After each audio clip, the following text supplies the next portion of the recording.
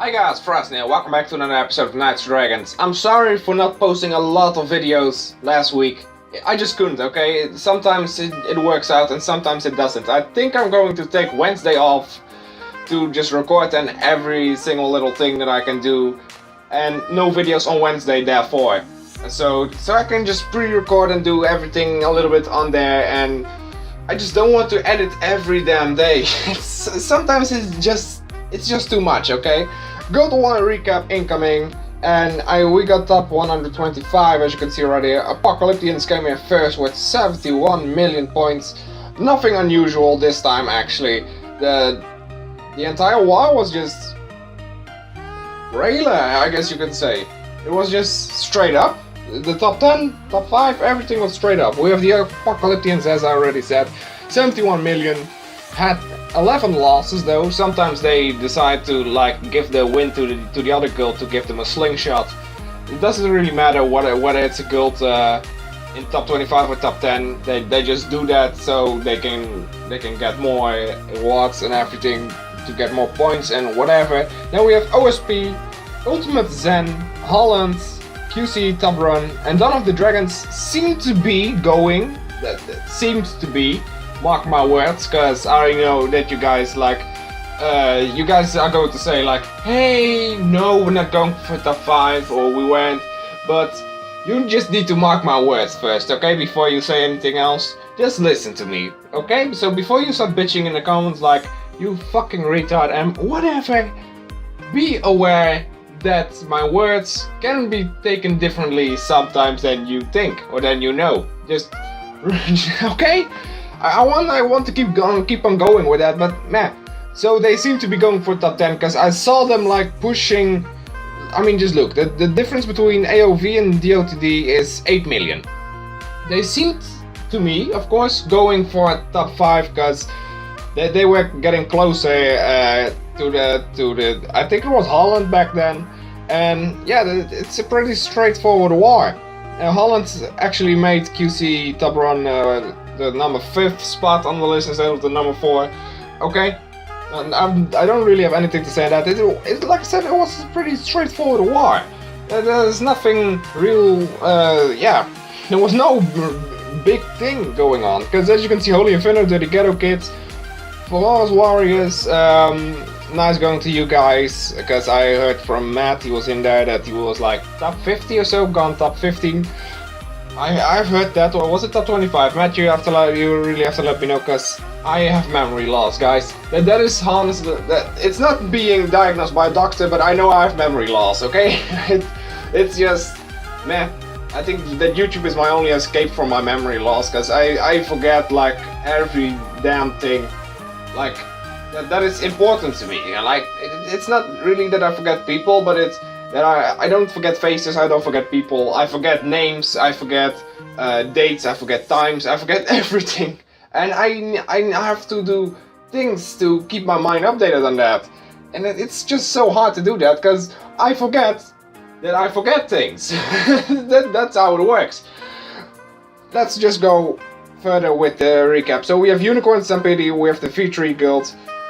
What is the V3 Guild?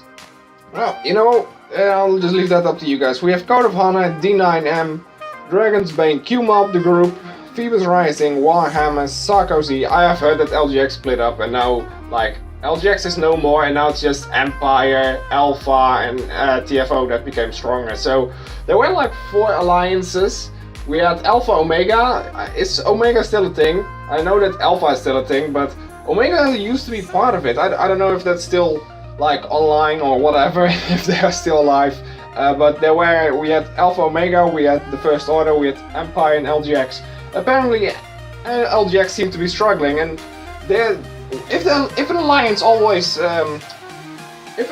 disbands or just splits up, what they do is they go to the less strongest alliance to make them stronger or something. Because when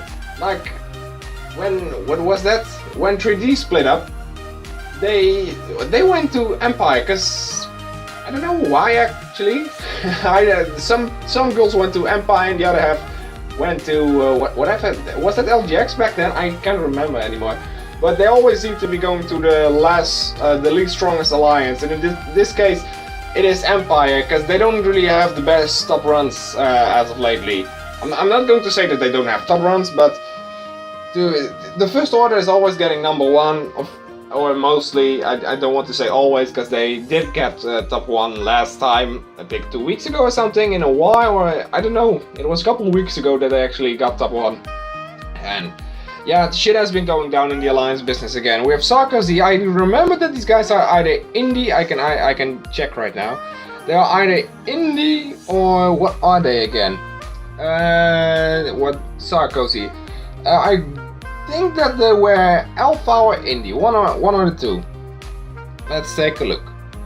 Now recruiting members, Alliance Guilds. Okay, you're not really saying any. It's not really saying anything. Sorry, so I can't really know what it is with Sarkozy. Eternality came in rank 115, by the way, just in between. Top 125 this time because of these bitches that actually decided to jam a lot. I don't know why you would jam, but this guy is going to be getting some leprechauns for the war. Where were we? We were like rank 23 or something, yeah. German Sorrow, Raymakers, the final stand on Lock City. And the guys that didn't make it were Angus. Okay, so there's a small thing that I want to give out to Lock City family. The Lock City family, they're nice guys. I don't have anything against them or anything. It's just, I want to talk a little bit about them. There's the only guild that, if you're like a family, right? If you're like a small branch or something, why would you only let one guild go for top 25? Because I don't really know the guilds that are in Lock City, but the only guild that I always see from them that is getting like top 25 or top 10 is Lock City itself. And that's really unfortunate, because if you have a branch, why would you only let one guild go on a top run? I mean, maybe Lock City is their Shell Guild. I guess a Shell Guild is like a guild that always goes on the top runs for a specific branch or alliance. Doesn't necessarily have to be like a different guild every damn time. Like, I do have my old guild back now. It's called Wrecked, by the way. You guys know this, and you can see it right here. I got it and everything. I finally got it. It says Wrecked Fam Shell or Recruiting Guild. What are we going to do with Wrecked is sometimes we just when nobody wants to host a top run like a top 25 or top 10 in the branch, we just let this guild host it. And what are we going to do with it? Well, we're just going to give it's just for name recognition, of course, for the family and everything, because the family has the best gold drop list that I've ever seen, and I made that myself, so I can clearly say that. But it's not really the biggest and the best branch around. So of course we do know how to fuck shit up as one small branch, because we have like 10 guilds or something, and the people that are in it, they, holy shit, I don't even want to all the jammers that are with Eternality and everything, they don't want to go away, because they know that the direct branch is just better for them than all the other branches. I mean, Wrecked is one of those branches that is small, but knows how to tear shit up. It's like a smaller United Front. United Front also knows how to tear shit up, and I know that I have been with them for quite a while, or back in the day, of course, not right now, but you always see them go top 5 and not being sanctioned and everything. They have some big hitters, and of course we do have that as well in the Wreck branch, of course, not only in Eternality. That's why I love my members, you know, not only because they jam heavily, they're also like me, just crazy fucking retard, or I wanted to say retard, okay, but crazy fucking idiots. And that's not a bad thing at all. I mean, I love crazy bitches, I love crazy idiots, I love everything that's crazy. Angus, unfortunately, you didn't make it in canon. 10k behind Angus, don't really have anything to say on you guys. And yeah, for some reason, Juice says hello, can you start a war? I don't even know how you got in. Let's just take a look, because I want to know how you get in right now. Cassandra gave a couple of things. Juice was accepted by Tyler. Okay, well, Tyler, you're not getting guild champion anymore. No, I'm kidding. But yeah, like I said, Rect is one of those smaller branches that knows how to fuck shit up. It's just how it works. I mean, just take a look. At the 21st of April, we are going to do a Y. I'm not going to say if it's top 10, it's top 5, it's top 3, maybe it's even a top 1. I'm not going to say anything, it's top 10. It's top 10 or up. I'm not going to say anything else on that, it's just top 10 or up, alright? That's what we're going for, top 10 or up. And believe me, we already got a top 10, guaranteed by just by the gems we are bringing. Now, let's take a look at something else. The points in Eternality, because we have had a lot of, even though we have 1.6 million points, we have lost a lot of battles. So how did we win? It's just plainly activity actually, because as you can see right here, all the losses, or most of the losses, have been done free to play. Like 20k, 35k, those were all just strips that we went free to play. And except for against our sub guild, we had a gem frenzy there, and of course, some people, Asmodee of course, had to gem a fuckton. I don't know why he wanted to gem a fuckton. I just let him go because I know that he's bringing a lot of gems. He's always bringing a lot of gems, and also the Niso alts are just getting a ton of hits in. It's just way too much that people spend time on this game.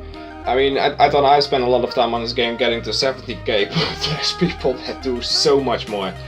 There's really, they just do so much more than I already thought, like, Jesus Christ. Then we have, oh Jesus, Battlecry actually did? Wow. Okay, well, some people just don't do all too much. Then we have R-Dragon, okay, I'll take a look at that later. But yeah, like I said, pretty straightforward why. I don't know why that up came from, or where the heck the up came from. But top 5, top 10, top 15, top 25, they were all settled, except for top 25 actually, because Angus and Cannon were also going for that. What was top 25 ribbon actually? I don't know. We have Ancestors right here, we have Soulbound, we have Beetlefly Carapace, Azure Bio Booster. Okay, that is actually a pretty damn nice armor judging by the looks, and Venomous Vanguard for the plus for the top 15. Well, I'm not going any further into that.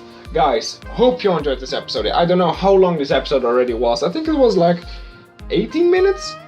And yeah, it just sometimes I have to rant a little about some things, of course. I'm not trying to be disrespectful to anyone or to anything for that matter, because I respect everyone equally if you do respect me, and that's how it should be. So guys, hope you enjoyed this episode here. Leave a like if you did, and I hope to see you all again next time.